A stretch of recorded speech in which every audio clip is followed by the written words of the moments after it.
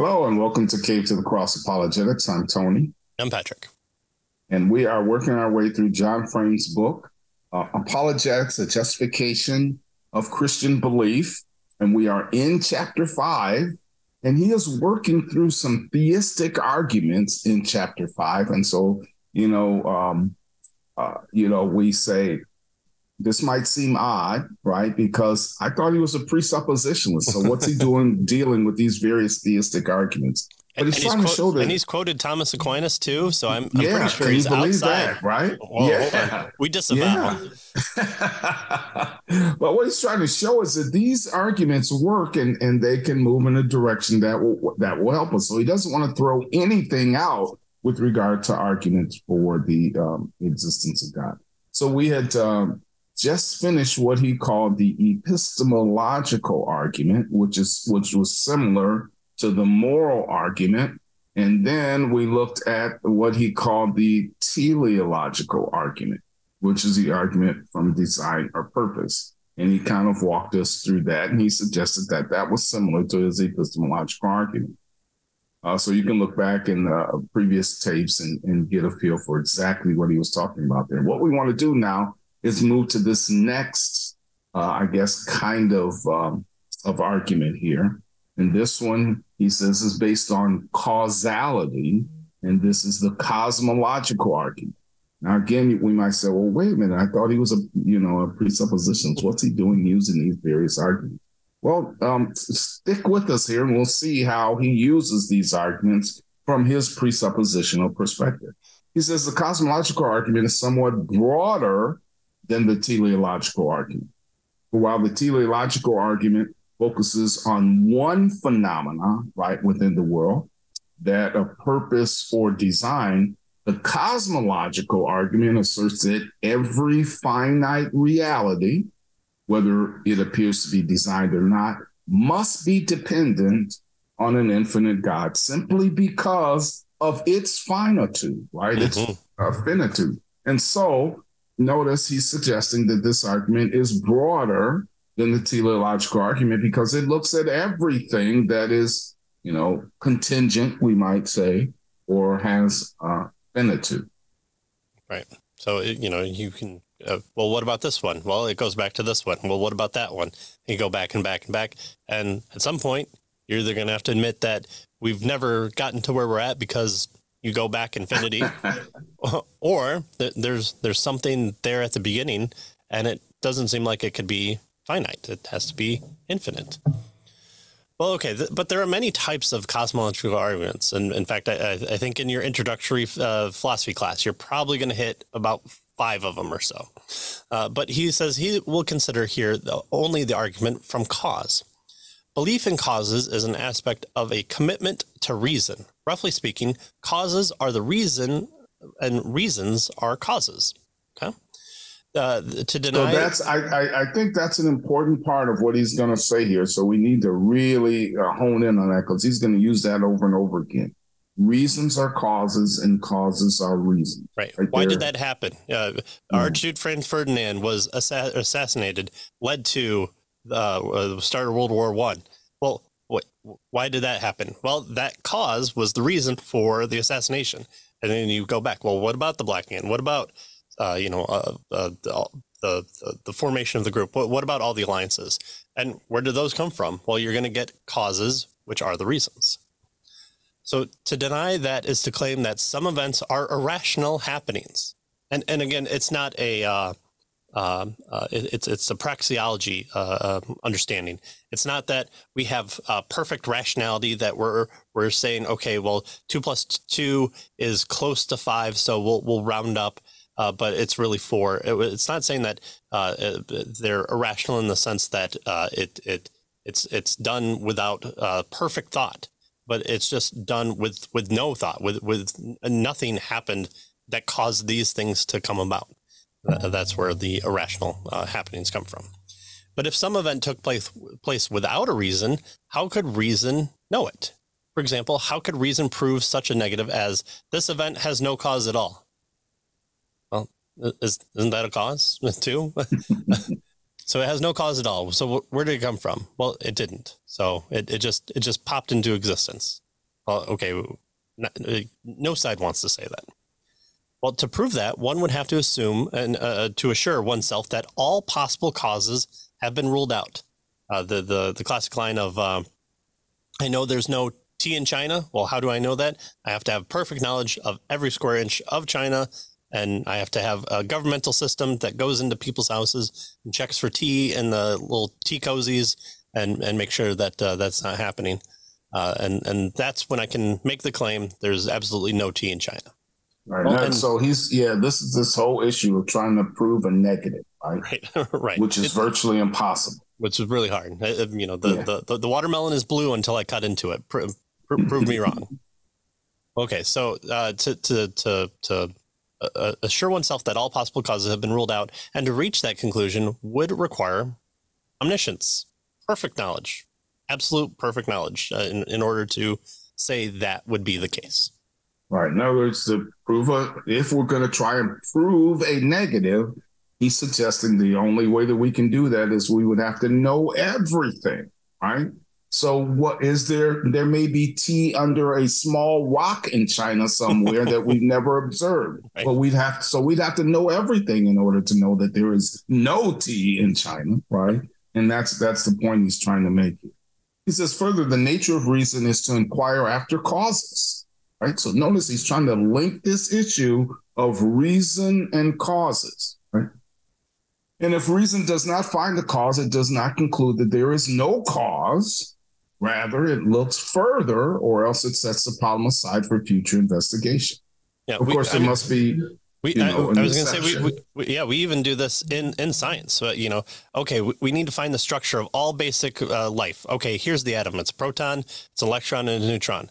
Well, I wonder what protons are made of. And so, we're the kids that get the next level of Wi-Fi signal that's faster.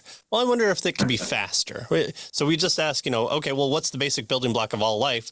Atoms. Okay, well, what makes up atoms? And so we're always looking for down the line, but there's no understanding of like a stopping point. We're always looking for that next. Well, why is the structure of the proton what it is? And so we'll just keep going from there. Or we set this problem aside until we come back to it later, right? Right, exactly. And so, of course, he says there is one exception to this rule. Once reason finds what it regards as a complete cause, then the final and ultimate explanation for the phenomena under consideration has been found, and so inquiry can cease there. Right. But we can't even do that. It's rare. But those who claim that some events in the world are uncaused are, to that extent, irrationalists. Like all rationalists, they run into problems when they try to argue their case rationally. For there is no way to prove rationally, apart, of course, from divine revelation, that any particular event in the world is causeless. This thing just happened. Well, okay, but how is that the case? Even when we talk about the Big Bang, and I think even Lawrence Krauss has argued against his own position that nothing happened and nothing exploded. Well, he goes, well, when I mean nothing, I don't mean nothing. I mean there was something that happened. So even then, nothing isn't. Nothing would be an initial starting point. But then you would be an irrationalist. But you'd say, oh, well, in this vacuum, we see these particles pop in and out of existence. So that's exactly what happened in the Big Bang. Well, but there has to be something in order for it to pop in and out of existence of. And so what's there? And so, again, you're asking a follow-up question of what were the reasons and what were the causes, or you become a rationalist. And if some events are causeless, how could it have happened? From nothing comes nothing, as the saying goes. Furthermore, if one event in the world lacks a cause, then the world as a whole lacks a cause. And if the world as a whole is without reason, then a rationalist triumph, and us having a conversation like, what do you want to do today?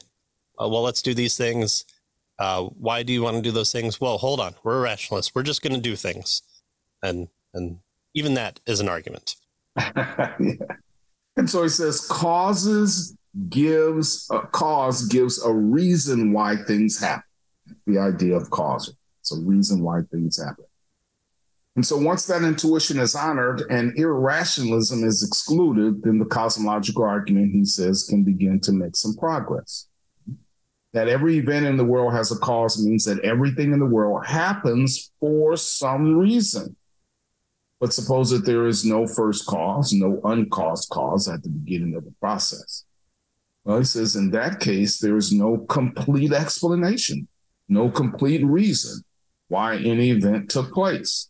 If we don't have a cause, then we don't have a complete explanation. If there's no first cause, the process of explanation just kind of keeps on going and going, and an infinite regress for which there is no ending point takes place. And that's what you were alluding to earlier, right? We just keep going and going to the next thing and to the next thing. He says, but if there is no end, then there's no cognitive rests, is what he says. So I guess, what does that mean? We need a rest for our brains, a cognitive rest. We'd have to keep going and going to try to find an explanation. He says you just keep going on and on from one particular reason to another, and your quest never ends. You never reach the complete reason that you set out to find. And thus, in the end, irrationalism, if you can never reach the complete reason, then irrationalism wins out. And there is no final explanation for anything. And so if there's no final explanation, what he's suggesting here is we're left in the kind of the bog of irrationalism because, we have this infinite regress and no final explanation. Yeah. There's a great essay. It's an economic essay by Leonard Read called I, Pencil, where he's making the point that no one in the world knows how to build a pencil because of all the things that have to come about in order for just a simple pencil to come about. The rubber, the graphite, the wood.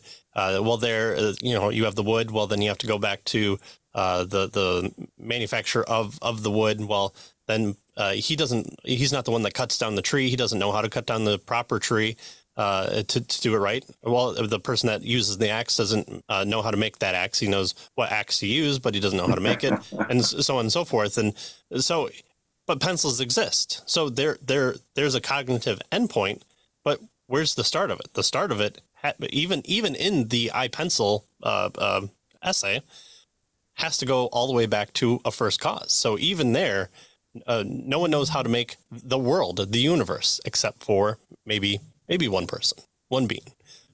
The guy who made the pencil. The guy who made the pencil, the first pencil. Right. The non-Christian rationalist is here in a quandary. For his motivations press him in two directions simultaneously. We got him on the ropes. This is where we want him, the two ropes. On one hand, he wants to affirm that there are complete explanations of events. Therefore, he wants to honor a first cause.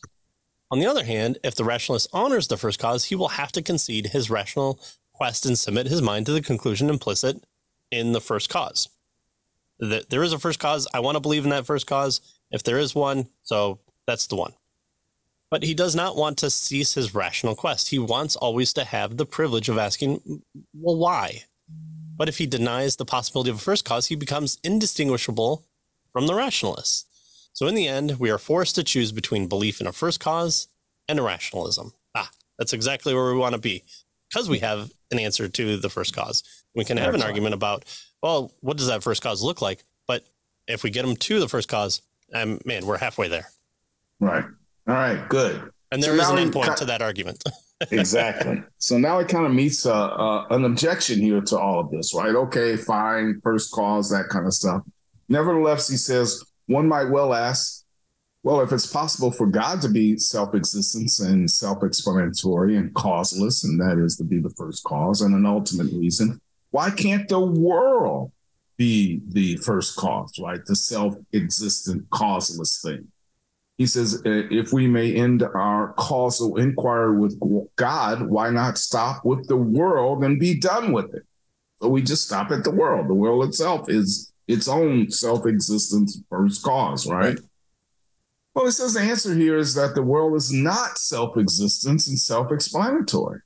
It's not causeless, right? It's not an ultimate reason. We know this, he says, by the reasoning of our moral and epistemological arguments that we saw earlier. And so the ultimate source of moral norms, right, if we go back to that argument, of the norms of thought, of logic, is personal and not impersonal. But if God is the ultimate source of these norms, then he is also the ultimate source of the world, and therefore we're right back to God, right? So if the world is, itself the first cause or the self-existent, self-explanatory, causeless type of thing, well, then we're right back to the moral and epistemological arguments. We can't have a personal existence because the world is not personal. Right. And without personal existence, then we don't have these other norms that we need in order for rationality and logic and personality and that sort of thing to take place. Right. Even with the idea, sometimes I think Hawking was one, but others have this always expanding and contracting universe that has been going on forever. But they don't actually mean forever, because at some point the universe didn't expand back; it expanded out, and you still have the point of view where time is a factor, and you need a first cause even within that model of expanding and contracting. Yeah, so that kind of oscillation model also breaks down with our known knowledge of the laws of logic. For instance, the laws of the physical universe. Right. For instance, when it begins to collapse, nothing that we know of stops it. Right. It results in a black hole, and nothing can come out of that. And so it doesn't match with the laws as we know them now. Yeah, we call that special pleading, I believe, is what that is. All right, but notice that the final analysis, the cosmological argument, is epistemological in character. Hey, look, we're going back, and then from epistemology, right, I bet you there's a moral question here. The question about rational causes is really the same as the question about rational order. It shows how, if we assume that the world is rational, we must assume that God is the author of reason. The search for causes and reasons will be self-defeating unless it is willing to rest ultimately in God. And look at that. That's exactly what the Christian worldview says. Right, exactly. So we get back to this, to the basics here with regard to what he was trying to show. All right, so that is the cosmological argument. The next argument here is the ontological argument. So this one is based on being, right? So he says the ontological argument is in some ways the most fascinating and exasperating, right, of all the classical arguments, right? And because there's various versions of, like the other arguments, there's various versions of this kind of argument and that sort of thing. But it is kind of exasperating, and we'll see that as we go through here. It's fascinating, but exasperating. So it gives us a simplified, kind of formulation of the ontological argument. And it goes something like this. Premise 1, God has all perfection. That's kind of the definition of who God is. Premise 2, existence is a perfection. And so the conclusion is, therefore, God exists, right? So if God has all the perfections and existence is a perfection, then God must exist. So this is a valid deductive argument. Right. Right. So that's kind of the basis of the ontological argument. And that was the first one that I interacted with in Philosophy 101 class, and I was like, I'm hooked. That's the one. Well, the earliest critic of this proof was the monk Ganillo. And he said that the argument could prove not only a perfect being such as God, but a perfect anything. I think a perfect island is what he came up with, and you use the same premise there. If this a perfect island has all perfections, existence is perfect, therefore a perfect island exists, type deal. For example, one could argue, a perfect island would have all perfections, and since existence is perfection, the perfect island must exist. Anselm, who kind of popularized the ontological argument here, replies in effect that a perfect island does not have all perfections. It is, after all, only an island unto itself, and therefore has only those perfections proper to islands. The ontological argument will therefore work in only one case, the case of a perfect being. who has all perfections in limitless measure. Yeah. And so this first objection he doesn't think works because the idea of perfection only, God is an exception with regard to finite things. And so it only works with an infinite being, right? So, for instance, you can even think of it like this. So think about what the perfect island would look like. And then you ask yourself, ask several people. So think of the perfect island. What is the temperature of the perfect island during the day? Well, I do this in classes, and students tell me 80 and 75 and, whatever, 90, whatever, right? And I said, what about at night? Well, 60 and, 72 and that kind of stuff. And what we find is virtually nobody agrees, right, what the perfect island is, right? It's pretty difficult to come up with the perfect island. And so the point here is that finite things seem to be impossible with regard to perfection. But of course, God is different than finite things. That's the idea, I think, that he's trying to say here. Another objection says that,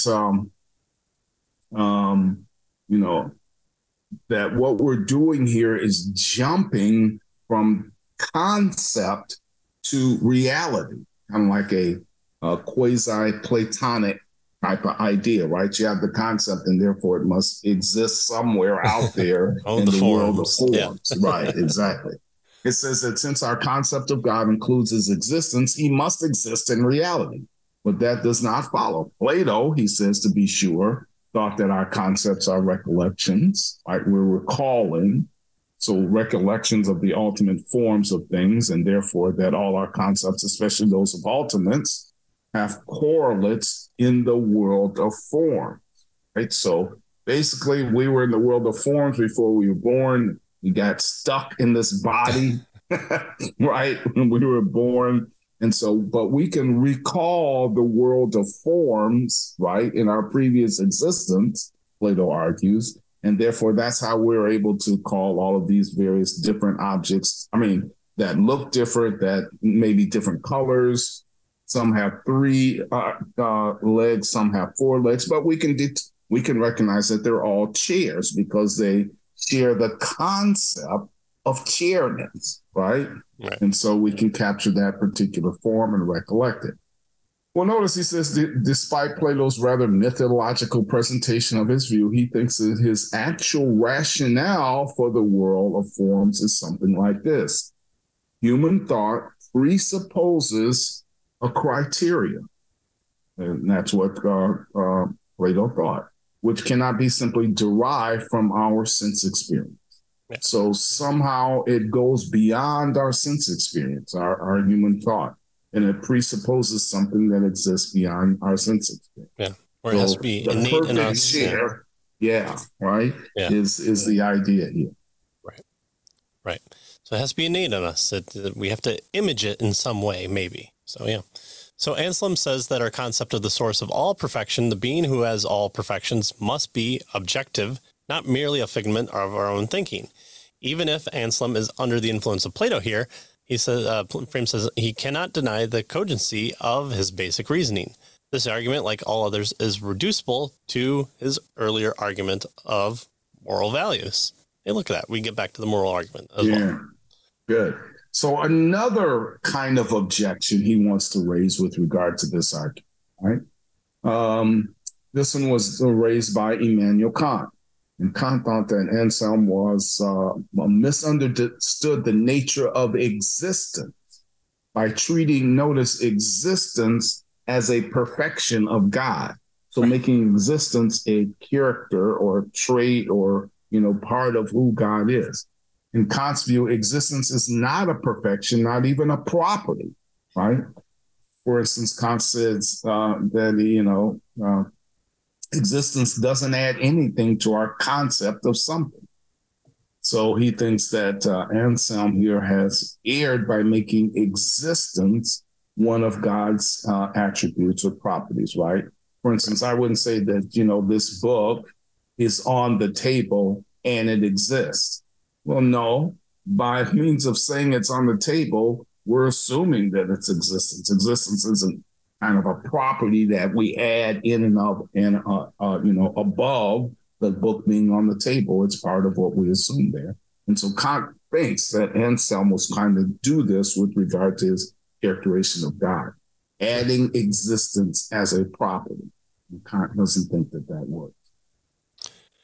However, Kant admits that his financial position is better with real dollars than with possible ones. Okay. So, yeah. I mean, so monopoly money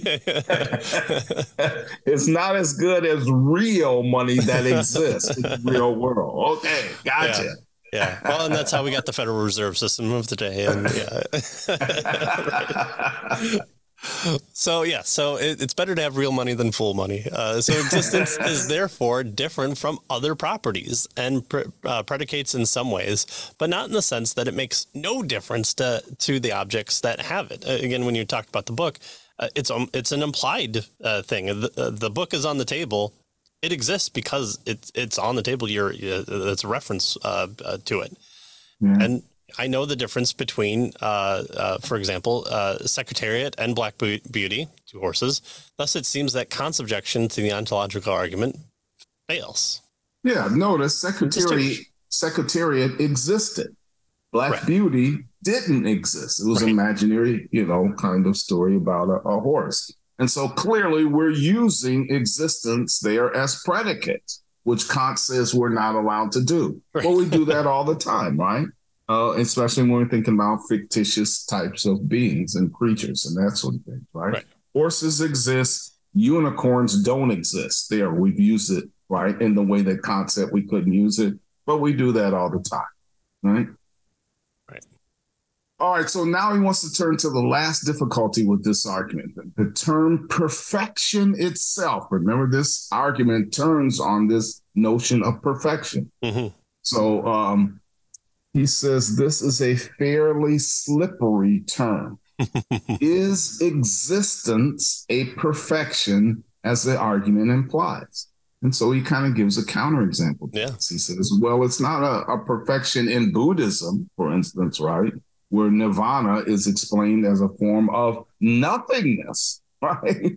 And so, no, it's not in Buddhism. Nothingness is the perfection there, right? Right. And since nothing is there, then there's no there to be there. Right. But in Christianity, perfection is a perfection where God saw all that he made and declared everything to be good. In other words, the ontological argument proves the biblical God only if it presupposes distinctively Christian values and a Christian view of existence. Substitute other values and you change the conclusion. This is why the ontological argument has been used to defend many different kinds of God. Right. So notice in Christianity, God saw all that he had made, brought into existence. But it doesn't say being. Yeah. It's almost like he presupposes it. Exactly. And therefore he declared everything that was good. So there, good value coming into being is good. It's a perfection. Right. Remarkably, he says the prayer which Anselm formulates his argument, that is the ontological argument, identifies him as a sort of Christian presuppositionalist. Surprise, surprise, right? What? So now he's going to adopt Anselm. He indicates that as Anselm does, that he's not really in doubt as to God's existence, but he is seeking a simple way to prove the God whom, in his heart, he believes and loves. So, yes, I think in a way he can make this argument. Anselm is assuming that God exists, and now he's considering a way to show that.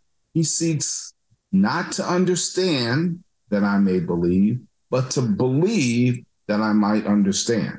And so faith here is the basis for understanding rather than the product of it, he tells us. And so what's his conclusion then with regard to the ontological argument? Well, he says that his conclusion is that either the ontological argument is a Christian presuppositional argument. Surprise, surprise, right?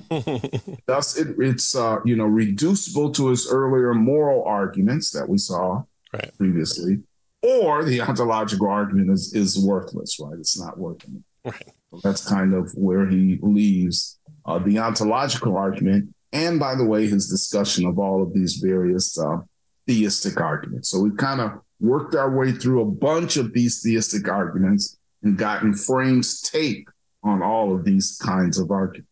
Right. So if you're feeling bad about your prayers, just know that Anselm, with a single prayer, upended the entirety of Western thought and added value that we would scarcely even approach in our prayer is entire a lifetime. Powerful thing. It's a powerful thing. There you go. All right, well, that's the end of chapter 5. And next, we get into apologetics as proof, proving the gospel. But we're going to then prove the gospel. So, all right, we've proven the existence of God. And now we just move on to the gospel presentation of Jesus taking our sins and us his righteousness. And there's salvation. So an easy chapter to delve into next.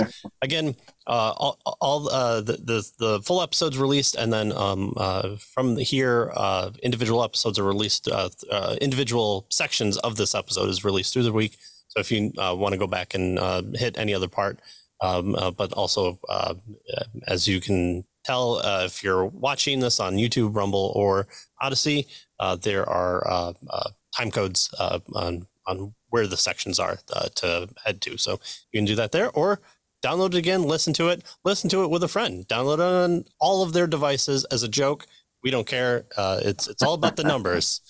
No, we appreciate everyone who reads along with us and sending us nice things and nice comments, and even not the nice comments. At least you're watching it and interacting with what's being discussed, and ultimately, that's the first cause, the first thing that we want, or the first reason.